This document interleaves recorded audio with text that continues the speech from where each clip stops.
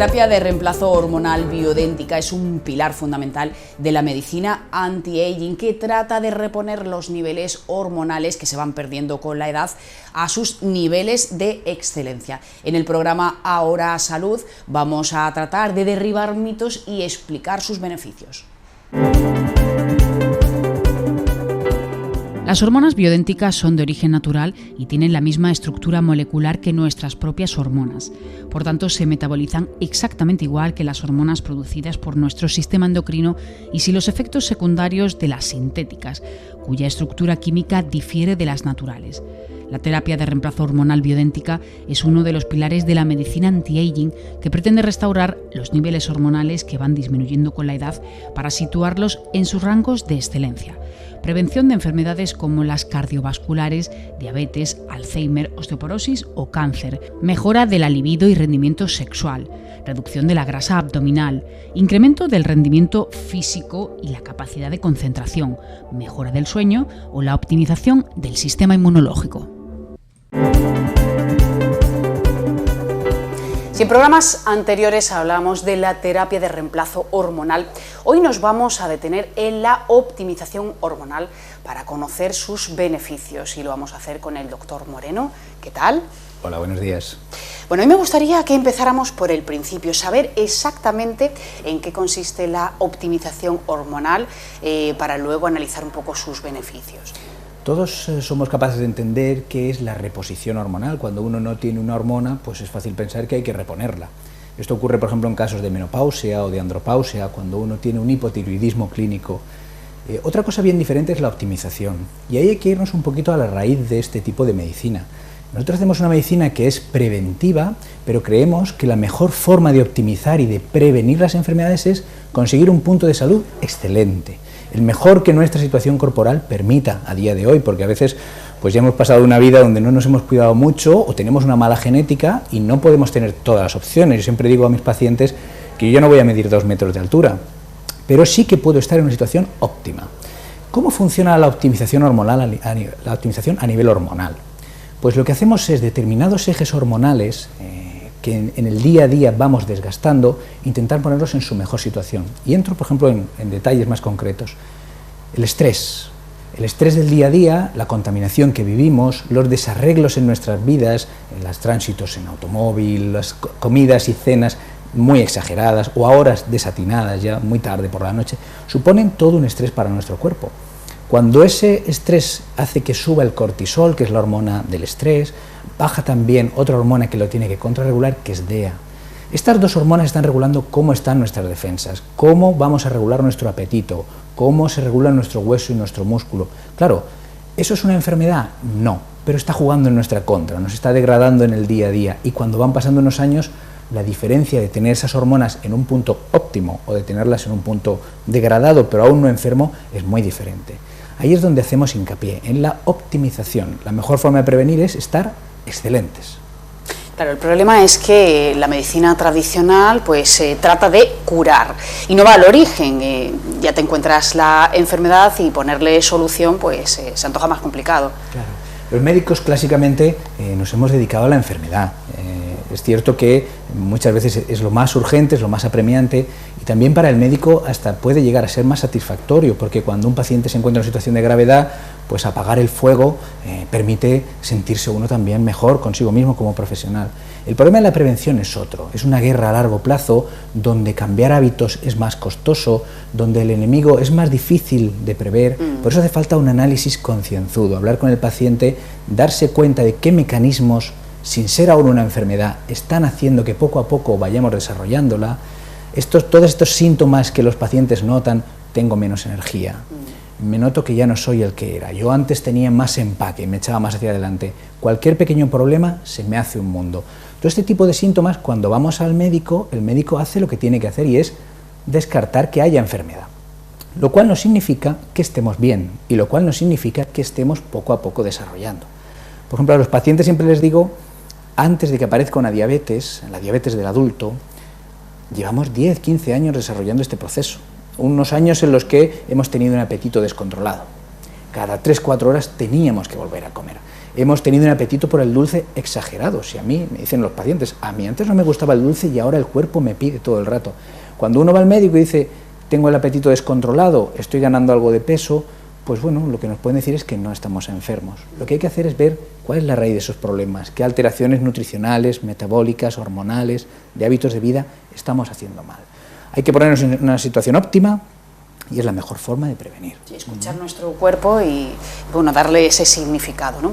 ¿Por qué hay tantos mitos en torno a la terapia de reemplazo hormonal? Hay muchas personas que no lo tienen muy claro. Aquí hay diferentes cosas. Una cosa son las hormonas sexuales, alrededor del cual se han surgido muchos mitos que vienen de otros terrenos. El problema es que si no usamos las hormonas adecuadas a la dosis adecuada, obtenemos claramente otros beneficios o otros efectos secundarios. No obtenemos lo que queremos. Yo a veces pongo una hormona siempre como ejemplo a los pacientes para que lo entiendan. Cuando usamos la insulina es una hormona, cuando usábamos insulina porcina, que era de los cerdos, teníamos efectos secundarios. Todo el mundo entiende que con la hormona insulina humana no tenemos esos efectos secundarios. Y el segundo punto más importante es ajustarla bien. Todo el mundo entiende que si un paciente aparece por la puerta diabético y a todo el mundo le ponemos 20 unidades de insulina, vamos a tener problemas. Es fácil de ver. Sin embargo, con las otras hormonas, los médicos lo que hemos hecho hasta ahora ha sido clásicamente eso. Dar la misma dosis de hormona para todas las mujeres, pesen lo que pesen. Ejemplo práctico, los anticonceptivos. Los anticonceptivos son hormonas que nuestro cuerpo no tiene y que damos a una dosis fija, sea cual sea el metabolismo y el peso de la paciente. ¿Qué es lo que tenemos? Gente que les va bien, gente que les van fatal. Y nunca ajustamos, nunca miramos cuál es el problema. Entonces, muchos de los mitos vienen del uso indebido, de niveles exagerados de hormona. Por ejemplo, cuando vamos a un gimnasio y hay un uso ilícito de hormonas, son hormonas que no es testosterona. Es una hormona que se desarrolló para engordar a las vacas. Tiene 500 veces más potencia y los músculos salen solos, pero claro, hay un precio en efectos secundarios.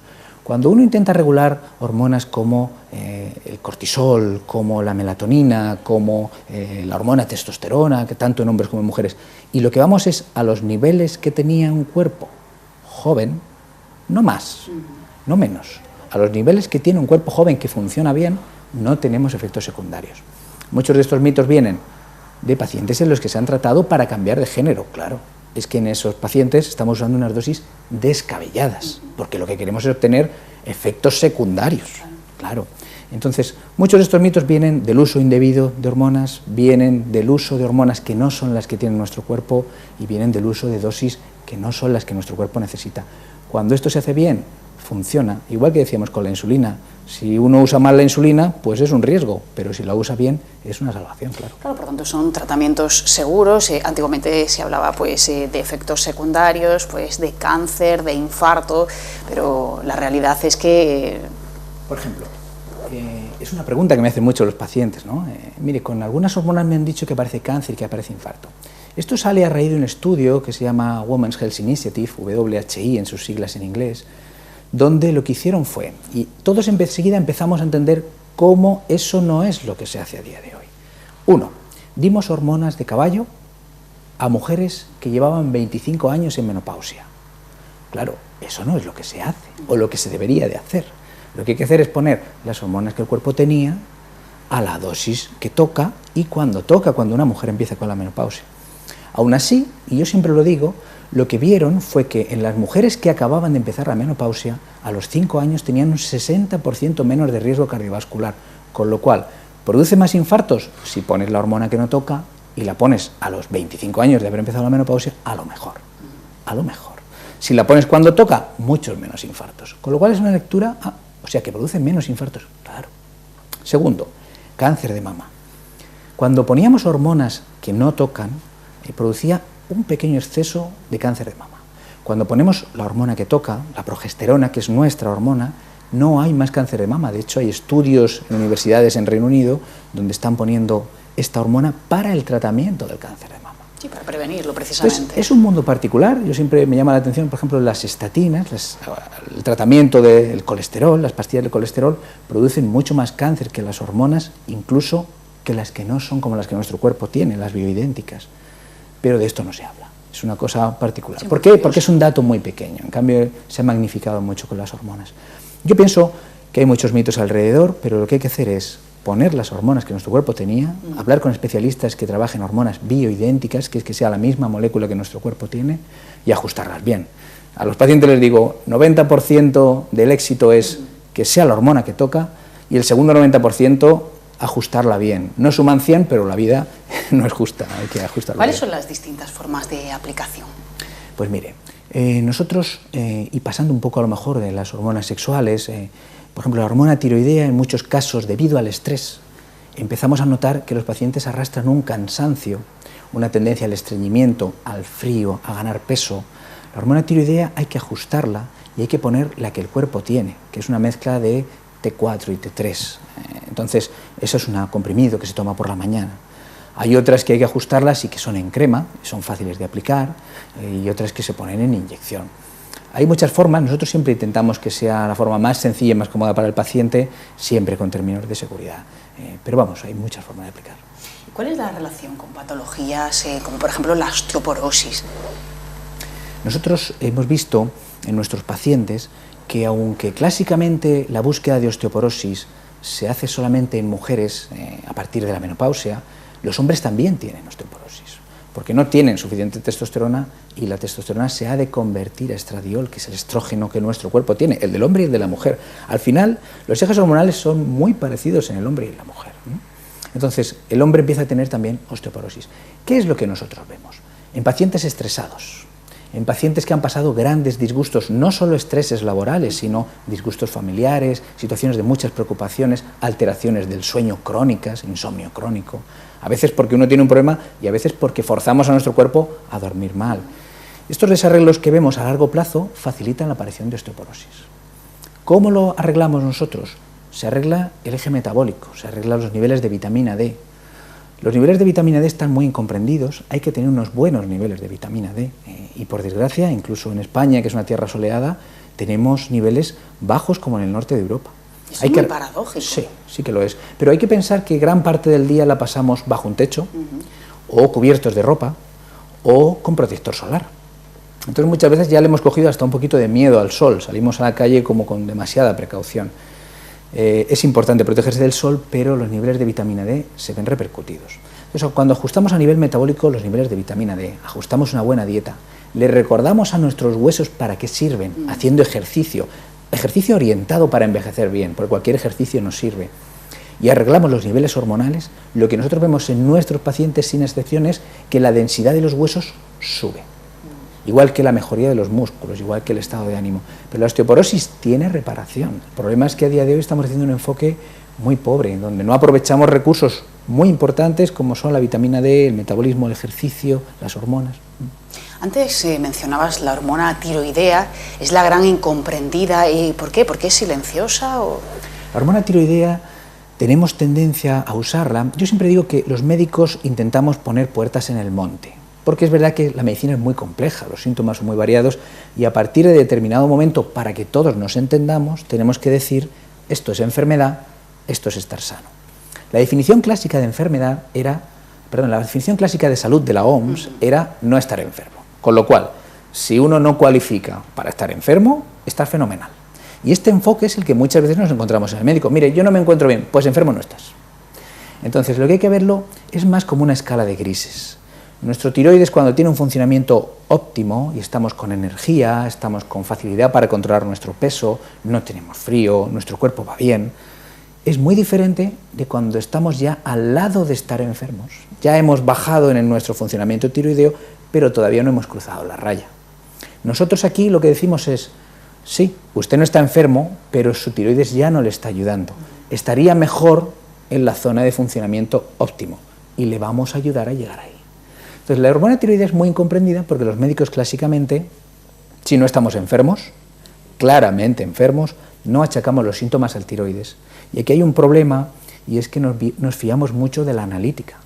Y sin embargo, los datos analíticos no se asocian claramente con la clínica. Estudio tras estudio vemos que el marcador clásico, que le llaman TSH, no se relaciona con los síntomas. Entonces, muchas veces lo que hay que hacer es escuchar al paciente. Y cuando el paciente cuenta una clínica de tiroides bajo, la analítica pasa un poquito a un segundo plano. Hay que ajustar esos síntomas de tiroides bajo. Hay pacientes, tenemos casos extraordinarios donde el paciente tenía una resistencia a la hormona tiroidea intracelular, o sea, dentro de la célula, con lo cual la analítica va a salir perfecta siempre, pero el paciente se encuentra cansado, con dolores, con sobrepeso, con dificultad para echar adelante los días. Ponemos la hormona tiroidea y se resuelve. Hay algunos casos muy paradójicos y claro, el médico de cabecera después dice, mira, pues te está yendo bien, no sé qué está pasando, no entiendo estos niveles. Por eso digo que la hormona tiroidea es muy incomprendida y que lo que hay que hacer es escuchar los síntomas del paciente, que ayudan mucho. El estrés, decimos que es el gran enemigo, al final, para todo, causante de numerosas enfermedades. Lo estamos abordando desde el punto de vista hormonal, pero ¿cómo afecta al metabólico? Ahí es muy interesante el estrés, cómo se interrelaciona todo con todo. Es verdad que tenemos una tendencia a los médicos a explicar las cosas por cachitos, porque cuando empezamos a interconectar la cosa se pone muy complicada, y porque la medicina está dividida en subespecialidades, que van muy bien para algunas cosas, pero la comprensión de problemas globales como los hormonales, los metabólicos, el envejecimiento, tiene que ser global. ¿Qué es lo que pasa cuando tenemos estrés? Pues cuando tenemos estrés sube el cortisol, hace que nuestra hormona tiroidea vaya peor. Como nuestra hormona tiroidea va peor, nos aumenta los niveles de colesterol, nos desregula la resistencia a la insulina. Como se desregula la resistencia a la insulina, el apetito se descontrola. Como estamos con el apetito descontrolado, comemos más. Como comemos más, tenemos sobrepeso. Como tenemos sobrepeso, nos baja el nivel de energía. Está todo interrelacionado de una forma que es difícil de explicar de una forma lineal. Todos tenemos tendencia al pensamiento lineal. A produce B, pero aquí está todo entremezclado. Por eso nosotros defendemos los enfoques de salud globales. Y siempre insisto, las dos herramientas más poderosas son hacer ejercicio y una dieta bien orientada. Cuando hacemos esas dos cosas, lo que notan los pacientes es, oiga doctor, yo estoy haciendo mi parte, yo hago ejercicio y dieta y ya no funciona. A partir de los 45-50 empezamos a notar que aunque uno lo haga bien, ya no funciona, que los kilitos de Navidad ya no se van en febrero, que llegamos a julio, que llegamos a agosto y no nos los hemos quitado. Y eso es porque hay desarreglos hormonales y metabólicos, algunos de ellos causados por el estrés, por una mala alimentación, falta de ejercicio o algunas otras causas. Entonces, el consejo que podríamos dar, resumiendo esta charla... El consejo que podríamos dar es la base, ejercicio y dieta. No hay que buscar la perfección, aunque la perfección es fantástica, sino la progresión. Tenemos que intentar estar mejor y es verdad que hace falta actitud para plantar cara. Lo primero que hace falta es actitud y lo segundo, guía, porque tanto esta dieta como este ejercicio tienen que estar bien orientados. Y después, encima de eso, pues hay muchas más cosas. Es verdad que con los años, decía un profesor estadounidense que es verdad, con los años cada vez hay que hacer más cosas para seguir igual de bien que estábamos. Pues sí, los ejes metabólicos y hormonales hay que revisarlos porque a veces son un enemigo silencioso que rema en nuestra contra y que hace que, aunque nosotros intentemos hacer dieta y ejercicio, no funciona. A veces hay un desarreglo detrás que en cuanto lo corregimos, todo va hacia adelante. Doctor Moreno, muchas gracias. Hasta la próxima. Muchas gracias.